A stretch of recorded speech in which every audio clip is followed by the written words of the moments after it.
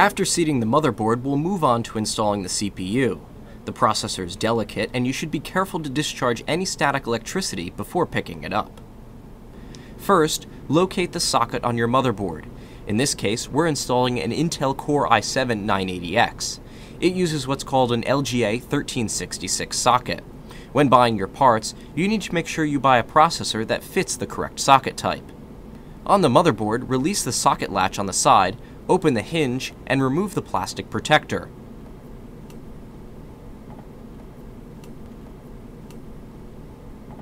Carefully insert the processor into the socket. Be sure to orient the processor in the right direction, or you could damage it or the motherboard. In the case of the i7, it can only be inserted in one direction. After it's firmly seated, close the hinge and secure the latch. It may take a bit of force to close the latch, but don't worry, this is normal. We opted to then apply the thermal compound before attaching the cooling bracket to the motherboard. This Intel i7 included thermal compound in the package, but we purchased Arctic Silver 5. Thermal compound is a gel that you apply to the processor between it and the heatsink. If your heatsink comes with it pre-applied, remove it before using your own. Apply a fair amount to the processor, but don't go overboard. Use something clean with a straight edge to cover the area on top of the processor and try to make sure that there aren't any gaps. After the paste is evenly applied, you can install your cooling fan bracket.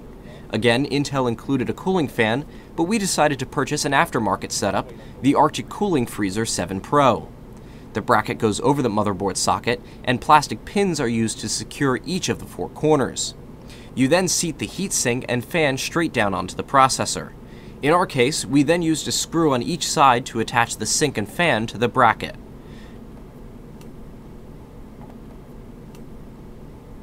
Don't forget to connect the fan's power to the CPU fan header on the motherboard.